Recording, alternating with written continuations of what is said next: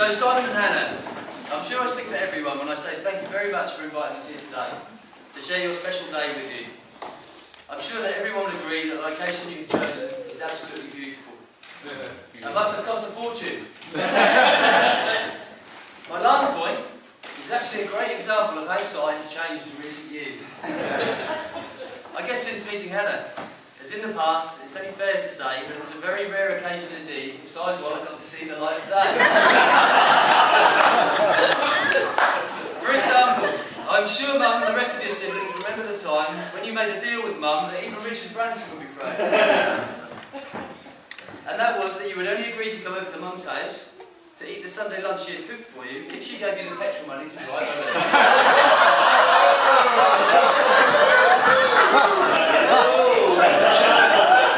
And if any of you were wondering, he did actually take the money at the end of the day.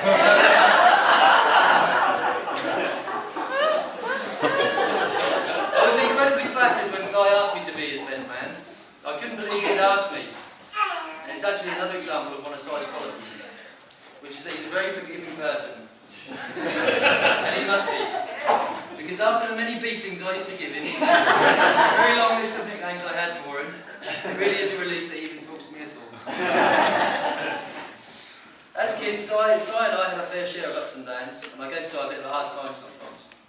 But I can say with the hand on my heart that some of my fondest childhood memories are of the times I shared with you, Sal. For instance, do you remember watching late night films together? On a Saturday night, on that knackered old TV we had in our bedroom at the Meadows, we used to change the channel from the comfort of our beds using a long, thin bamboo cane we got from a pet shop. We learned very quickly that any subtitled European film was going to be worth a watch. Very cool films to watch as a 12-year-old boy.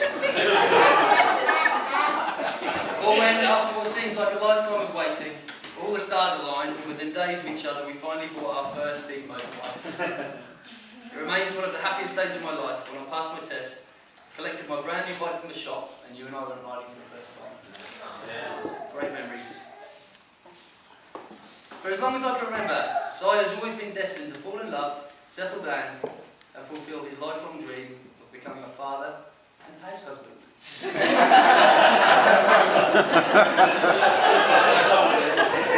we all know that dreaming of becoming a house husband is not a normal aspiration for an 18-year-old lad prime with his sexual peak. But it always was for Si.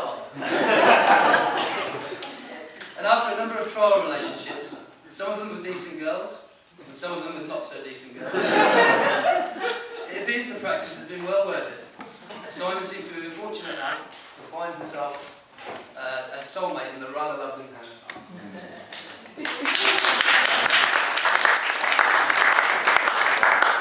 Unfortunately, due to living in Australia, I've not had the time to get to know Hannah brilliantly.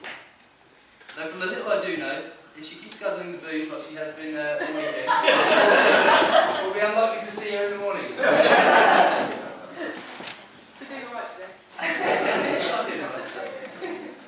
Anyone who's had the pleasure of being around Simon and Hannah when they're together would have to agree they share a great chemistry. And best of all, seem to be great friends, which must be the most important thing in a relationship. So Simon, the first goal of your life plan is complete.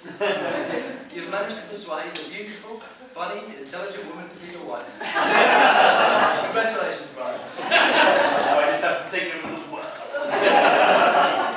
I'm sure children will be next, and I know you'll be amazing parents. Then all that will be left is just to try and convince Hannah to go back to work full-time, whilst you kick back into your role of tech man and house husband. Best of luck.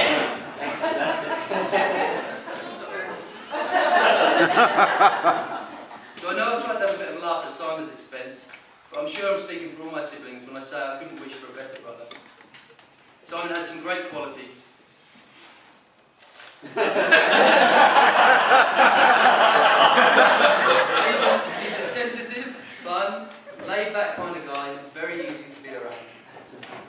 I think it speaks volumes about him that he's managed to achieve so much in the last few years.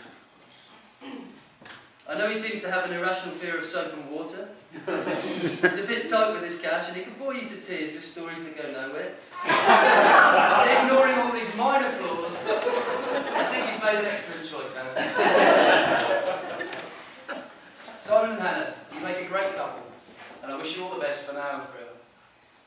as you go through life together, always love each other, be there for each other, and respect each other. Never forget to say you're sorry when you've messed up, and never go to bed angry. Now, I've been a married man for 3 years now. I'm sure all the other married couples in the room will tell you that last bit is a load of bother.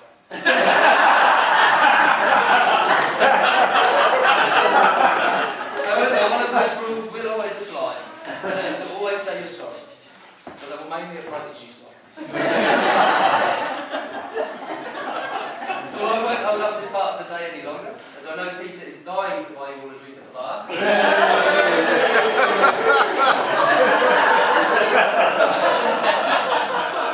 So I'd like to say thank you for all your attention, and let me just say that if you've enjoyed listening to this speech as much as I've enjoyed giving it, then all I can do is apologise. I started writing it about 6 months ago, and you must feel I've been delivering it for equally as long.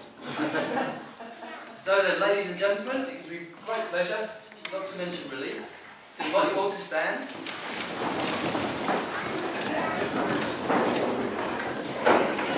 I'd like you to raise your glasses in a toast to Simon and Hannah.